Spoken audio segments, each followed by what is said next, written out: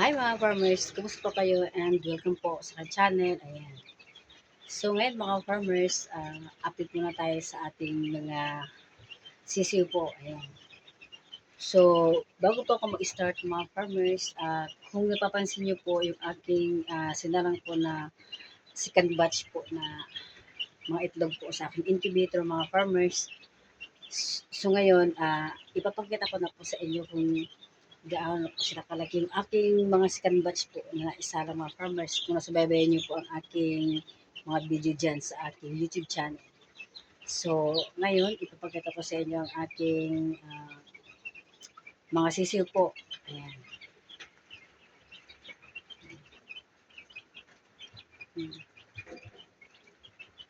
So, ito na po sila mga farmers.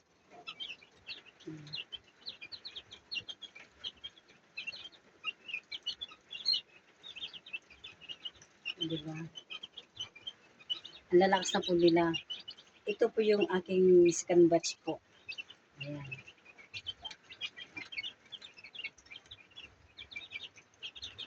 Sila po mga farmers ay nasa 5 days pa lang po sila sa ngayon. Itong araw na to, 5 days pa lang po sila. Ay, di ba? Ayun. Ay, nangangalabit ka.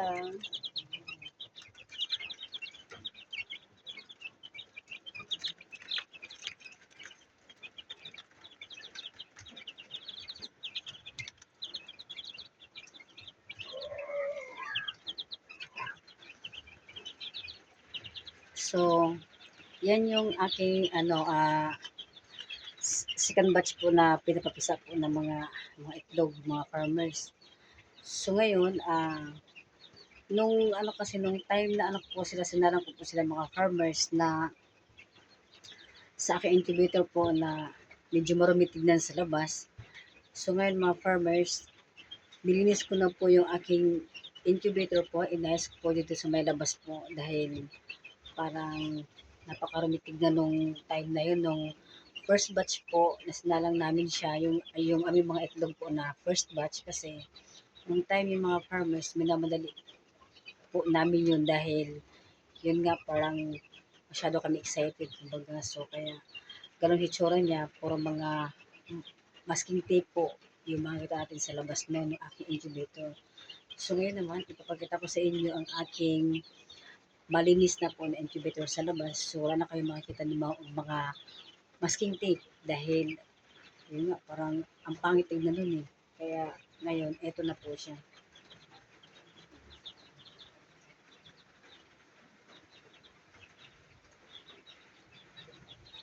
Dati po kasi mga farmers, yung nakalagay po dito po na side, puro siya masking tape. Nakalagay dito masking tape. Hanggang dito po. So, paikot po yun. Parang ang dami nakasabit ng mga wire. So ngayon, dito naman tayo titingin sa loob po ng aking incubator mga farmers dahil pati po sa loob, inayos ko po siya. Bago pa lang, siya nga pala mga farmers yung thermostat po, ipapakita ko po sa inyo. Dito na po siya. Walang extension dito eh. Ano kung muna katry ko sa walang ano.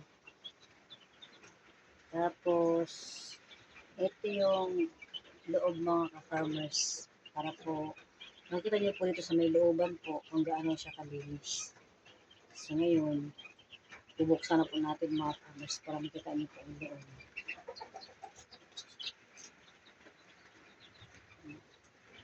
Pati po yung pinto ng aking incubator ay nice po rin po mga farmers kasi nung first batch po nung aking incubator ay ano po siya yung parang ginaganon ko lang siya eh. Ginaganon ko lang po siya. So ngayon nilagyan ko siya ng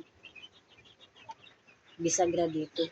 Yung parang may lock para hindi na po siya matatanggal. Kaya ito na po. So ito na yung looban ng aking incubator mga farmers. Malinis na po siya sa loob. Ito na po.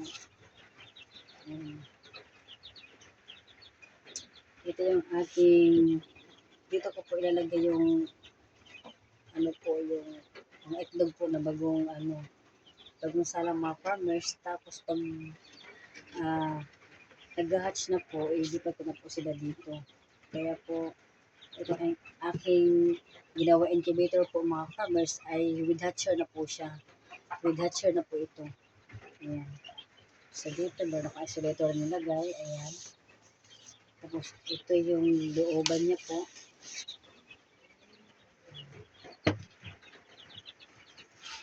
Ayan. So ito siya. Ayan yung ilaw sa loob.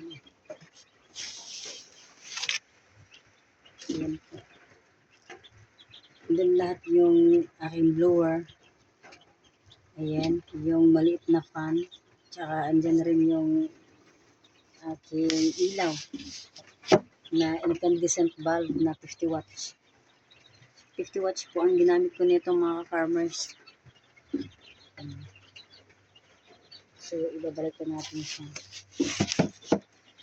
Pero, nung time po na yung hindi ko po ito inayos mga farmers, ay yung dito po yung kalahati nito, may harang pa po ito eh.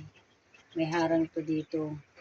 Tapos, ang ginawa namin, tinanggal po namin siya mga farmers para lumuwag. Tsaka isang diretso na po. Ito yung dito namin siya isasalang.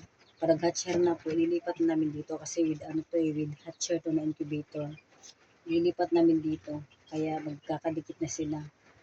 Hindi kagaya nung una na kalahati lang po dito at saka yung ito po, yung itong aking hatcher mga farmers ay nakaganyan po yan. So, ngayon, ginawa namin siya ng paraan. So, gayet na po yung itsura niya sa loob. So, malinis na po siya tignan. Wala na po sa gabal sa mata. Kaya, ayun. Kasi, nung ano talaga, napakapangit eh. Kung mapapansin niyo po, andyan po sa aking mga video mga farmers, ang pangit po talaga tignan kasi puro ano eh, puro masking tape yung sa labas. Kaya, ano, hindi siya maganda tignan. Ayan, sinara ko na po. Ganyan lang siya kaliit mga farmers.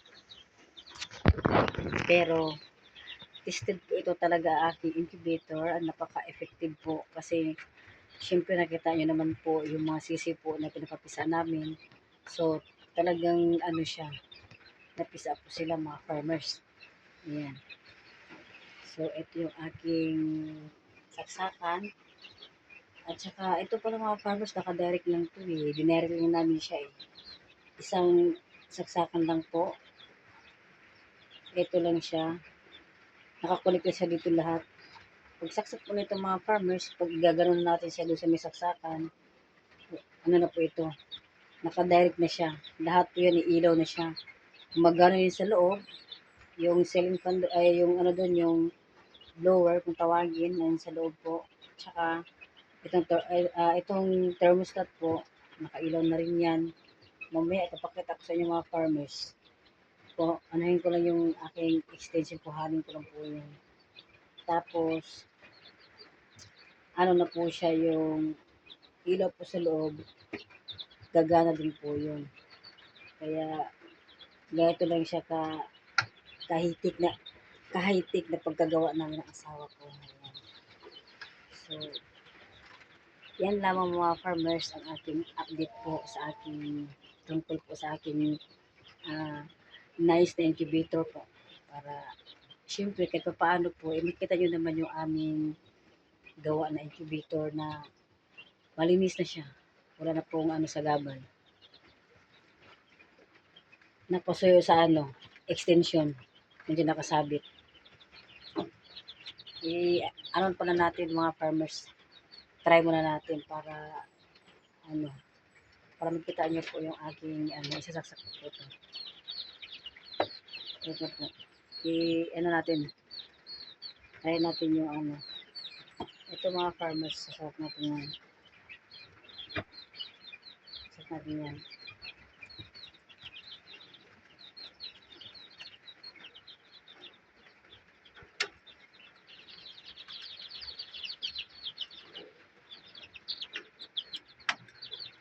Yan, di ba? So, umilaw na siya. Umilaw na po yung ating thermostat. Yan, tinatry natin. Ayan siya, nakasaksak siya, nakadirect. So, para malaman natin, bubuksan natin sa loob. Ayan po. Ayan mga farmers. Ayan. So, andyan na yung ating ilaw. Umilaw po siya sa loob. Naka-open na po yung ating fan. Ayan. So, di ba? Naka-direct na po siya mga farmers. Ganyan na po siya ka high-tech yung ano namin. Ayan.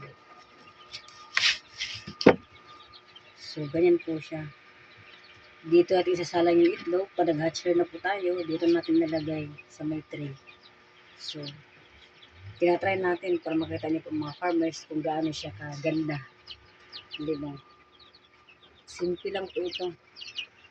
Napaka-simple lang pong aking gawa na incubator pero napaka-effective. Kaya, okay natin. Yan, ingat po mga farmers. Kaya sana po, nagustuhan yung aking sinishare po mga farmers tungkol po sa aking incubator po. Homemade incubator po mga farmers.